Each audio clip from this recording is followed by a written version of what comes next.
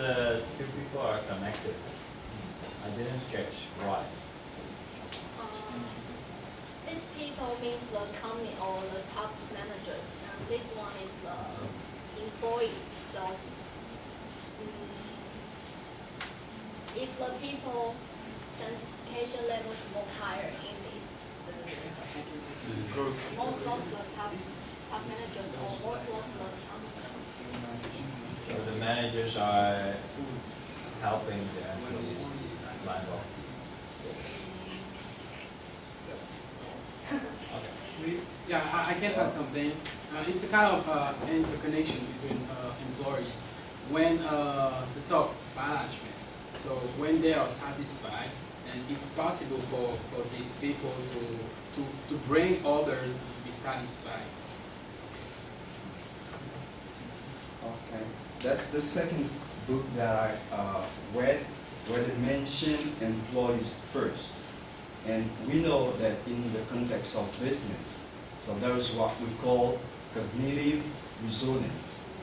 Do you think that considering employee first can higher the level of cognitive resonance in the organization?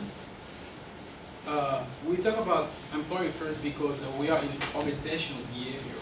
So within organizational behavior, we have to focus upon everything that that help a good relationship within the employees in this sense. And why not customer first?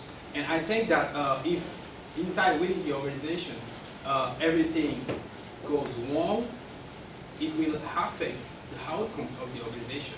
That's why we have to concentrate within the organization, like the relationship between the employees, their behavior, and having good relationship, good behavior within the organization will influence a good outcome for the customer. So do you, what about the... So sometimes when you put the focus on the customer and we neglect the employees, so that can create a kind of frustrated person.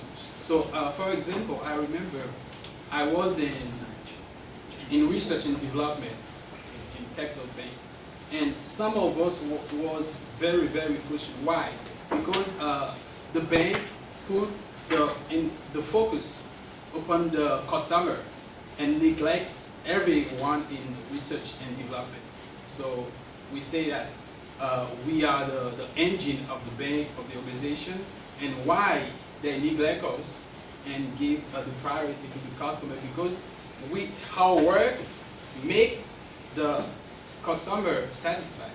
That's why I think it's important to put the focus on the employee so that they may have good outcome. And then the customer will be happy. Would you automatically assume if there is high level of satisfaction among the employees, it will make the company more effective and, let's say, more successful? Would you make that assumption automatically? Yeah, okay, I can explain that. When employees are happy, so they make customer happy. And we have some example in the book, some researches. Which one is more important, employees? I'm not talking about one is more important than others. So the question is that when employees are happy, they make the customer happy, and then they can advertise for the organization. Like, let me finish my question. And they can advertise for the organization, like in OBC. But what would be the first goal of the organization? Make customers satisfied or make employees satisfied? Okay, the first objective of the organization is to reach its goal. So it's going to make customers satisfied. So how can I make customers satisfied if my employees are unhappy? I have a remark. Our teacher. Go ahead. Okay, our teacher didn't accept that the student talk because she was in her place and now he accepts that you thought where you are. Excuse me, I'll I'm so happy. let me respond to this. I made it very clear. 2 students. Yes. He's the other. And he is not repeating exactly what he said here. That would have been a third repetition of exactly the same thing that was already said. So, And why doesn't he pass you guys, before? you gotta he be doesn't all, need to, his voice projects. you gotta be all ears, because first, Pink was trying to repeat, okay? But now he was about to respond with a question. We just need to be in front of the class when it's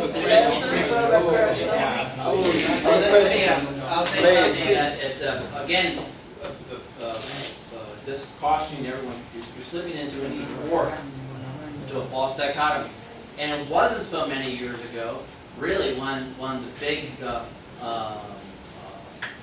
motivational saying in business was customers first, customer satisfaction. Well, that became very extreme. And yes, this is a shift back towards maybe some balance between the two. Because customer satisfaction with many organizations in a very reactive mode. If the customer complained, you immediately do whatever they said, which may not have been the best idea for the whole company. And so that is why there's a shift now. We're having focusing on job satisfaction and employee satisfaction. It's shifting so there's more of a balance, but it's not either or. A business exists in most instances to satisfy a need that the customer has for a product or service. So the customer is not neglected, but not nearly neglected in the way that employees were neglected for a long time. No one really cared about what the employees felt. And yes, there can be organizations where the employees are very happy, but that doesn't necessarily translate into customer satisfaction. Someone may be very happy having a very cushy job. I can tell you a city where that's rampant, Washington, D.C. There are bureaucrats in that town by the hundreds of thousands who have very comfortable jobs and make a lot of money, and the customer, the citizens, are not happy. They're not getting they're not getting the value for the taxes that they pay. And there are all kinds of groups like that. Manufacturing groups that have their own little insulated world, and maybe the workers are happy, but the customers are not. So that is not a direct correlation. It's not a causation, but there may be a correlation, but it doesn't necessarily mean there's going to be a causation. And yes, this is a recent trend, shifting back now to some employee satisfaction, because employees are so neglected in terms of their motivation, their enthusiasm, trying to link their passion with what they're doing, etc. A quick example, the person at the top on that step there, that might be you. And what we're doing today with creating this video, that's reaching back to the undergraduates. The undergraduates, if Zach and Eric give me this by tonight, then the graduates can view this by Thursday. And that they're going to be motivated. It's reaching back to help. So that's part of the whole relationship. Any other questions? Yes. Do you have some solution to keep people, prevent them exist in the case that you are a small and medium business enterprise? You don't have a lot of budget for to run a lot of activity. I mean that in the case you are the small and medium enterprise, you don't have a lot of budget. So how you can keep your person, your employee, to prevent the disease? Personally, I don't know if other members have questions or response. Personally, I think that the most important is not money. So managers have to create an enthusiasm atmosphere so that people may feel home when they work. And I think it's very important, and more important than money, because I can get a lot of money if when I'm in the office, I'm not feeling at home, I won't stay. Yeah, because you talk about vision. That's why I'm first on. Because there is the long activity. It's not one or two activity. It's long time. It's a real long time. Can I try? to add something? Yeah, because Well, you know, outcomes of job satisfaction comes directly to Yes. create more clients. So we are not having business to make a sale. So we are here just to make, to create clients. Once we have the job satisfaction outcomes, you know that we go straight to more clients. Because once, for example, you have a buy, okay, you sell something, and then the outcomes is negative, what happened? The client, they go, they won't come back. As you know, it is a circle. Buy and purchase, and we need to satisfy them with good outcomes, okay, which is go straightly to the job satisfaction, which can keep them, okay, as Because part of the if you are you can motivate yourself, your salesman by the income or the return. But in your company also have a lot of people in the worker in the manufacturer, the people in the office, a lot of people like this. It's just not the sell just just a little people, not much. sell is one thing. What do you Salesman prefer? just having a is not a sale, full-time company. having a sale, or having a client? No, what do you think about, what's your point? It's one, two, I don't know. it's a factories, the factory who Yeah. has, where it has a lot of workers. yes. Yes. So, Also, because- not seller. Because their job, okay, Because our employees, their because- job is to keep clients. Let's Because- say to create clients, not to make a sale. The best customer is a repeat customer. That's another Because very basic I idea. see that It is influence there is the quality. theory, but the truth is I see that the PET company in Vietnam, they had the factory to British and American tobacco. They in the worker they have a lot of activity for the worker, some day for special day, but every day like this they lost a lot of money, 1 billion or 2 billion Vietnam dong, just 1 or 2 days. So I think that it's really hard to keep to do the activity like this for the small company. So do you have any experiment or any information you can share with other people about the solution for the small enterprise? Relationships. If you have a small Yes, enterprise, because relationships. actually that's very theory, but in the real life, how to keep people. Well, all this hinges on relationships.